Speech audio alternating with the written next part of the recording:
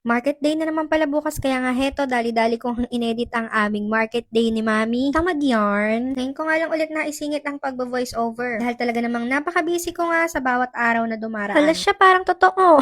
Samahan nyo nga pala kami sa aming market day ng aking mother. Ang aking mother na lagi napapagkamalang Chinese. Ikaw ba naman kasi, more than 16 years na nga siya dito, kaya naman nagmukha na nga rin siya Chinese. Ate, ganyan nga pala ang routine ko tuwing umaga. Minsan lang pala kapag may lakad. Pero pagka hindi nga ako lalabas ay alas 9 na nga ako gigising sa umaga. Dahil ate, Diyos ko naman napakabait talaga ng amo ko. Gusto ko may makita nga lang daw akong marumi tsaka ako na lang linisin. Paano naman dudumi ate ko? Wala naman tao dito sa bahay namin kundi kami lang dalawa. Lagi pa siyang wala, pumapasok pa sa work. Minsan nga talaga kinakausap ko na lang dito yung si Mary. Kaya nga lang ay hindi kami magkaintindihan dahil puro Chinese nga ang sinasabi. Si Mary nga pala ay makikilala nyo rin sa mga susunod na araw. Ate ko, excited na nga ako dahil gumawa nga ako ng maha. Rin namang mami ko, Diyos ko napakaaga nga gumaya. Kaya ako naman yung madaling-madali. Dahil minsan nga kasi, dating ng tanghali ay pagpaluluto pa nga niya yung alaga niya. Ako naman kasi wala akong iniintindi sa tanghali, sarili ko lang. Kaya naman heto, dali-dali ko ang tinakpan yung nailuto ko na maha. Dahil hindi ko naman mauubos lahat yan ay pinagpapamigay ko nga sa kanila, sa mga kaibigan niya. At heto pa nga yung nagawa ko na avocado graham, pinalagay nga niya yan sa freezer para bang yung graham bar ang atake ni ate. Minsan talaga nagugulat na nga lang ako sa mother ko. Napaka Gen Z. Abay, alam na alam nga niya lahat ng mga salitaan ng mga Gen Z.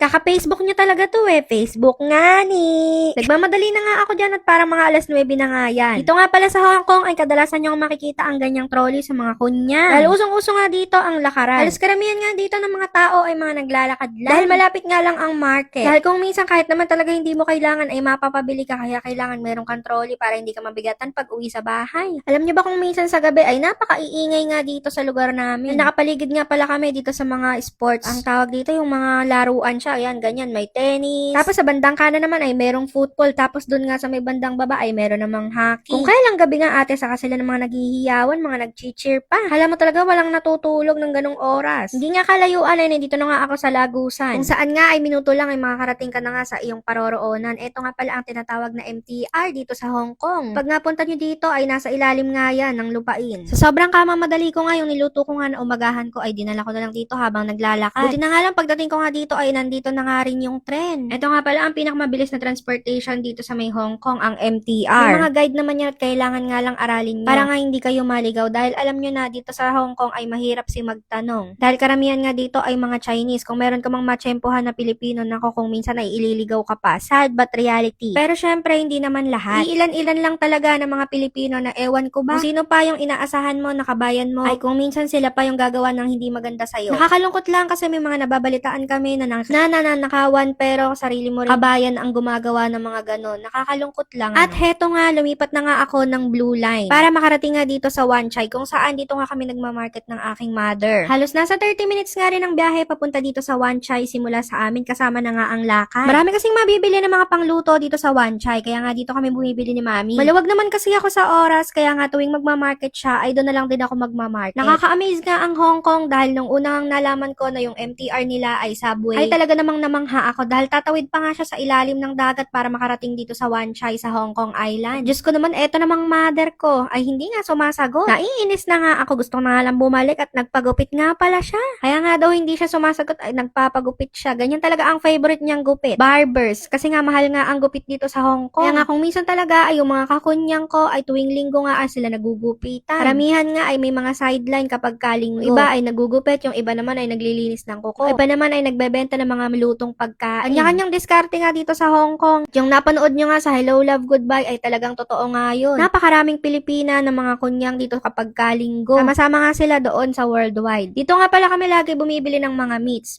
ng isda. Halos lahat nga dito ay kompleto na. Hindi nga pala kami nagde-day off ni Mami. Dahil alam nyo na sayang din naman yung isang araw. Wala naman kaming gagawin sa labas kung hindi kumain at magkita lang. Di ganito na nga lang ang ginawa namin. Tuwing market day na nga lang kami magkikita at kakain sa labas. O diba, nakatipid na kami. Meron pa kaming sahod. Susunod naman na binila namin ay dito nga sa mga gulay-gulay. Nakakatuwa nga yung mga gulay dito dahil lahat nga ay ang fresh. Wala ka talagang makikita na nabubulok at may uod. Sabi nga ni Mami ay sa China nga nanggagaling ang mga gulay dito at halos nga karamihan ay napagkalalaki. Next naman ay dito naman tayo sa tindahan nga ng mga prutas. Bumili nga pala kami dito ng strawberry. Binili nga namin ay yung galing ng Japan dahil matamis nga ang galing Japan. Isa pa kasi dito yung galing ng Korea kaya lang medyo maasim. May nakakita pa nga ako ditong rambutan, 240 ang kilo kapag ka-convert mo nga sa peso. At heto pa nga, nakakatuwa nga dito sa kanila sila dahil fresh talaga yung mga mabibili mong isda, nagtatalunan. Dito nga sa Hong Kong ay sobrang daming bilihan ng mga fresh na mga isda, kagaya nga niya nakalagay sa mga parang aquarium. Kasalanan mo na nga lang talaga kapag ka nakabili ka nga ng bilasang isda. Tingnan niyo naman, naglalakihan pa talaga yung mga mata nila. Na para bang sinasabi nila na wag mo silang bibilin at gusto pa nilang mabuhay. Sobrang dami nga dito, pati mga tulya, pati nga pala yung mga shrimp nila dito ay buhay pa. Meron nga rin palang tilapia dito. Pero sabi nga ni Mami ay hindi nga sila bumibili ng tilapia at bangus dito. Karaniwan nga naluto dito ng isda ay steam fish. Yun nga ang pinakagusto ng amo ko. Pero ang pinakagustong isda nga niya ay yung pampano. Masarap naman kasi talaga yung pampano. Bukod nga ron ay walang ganong tinik. Tapos tingnan nyo nga, may mga king crab nga rin sila dito. King crab nga ba yun? Ito nga pala yung pinili ko, yung pampano na tig 45.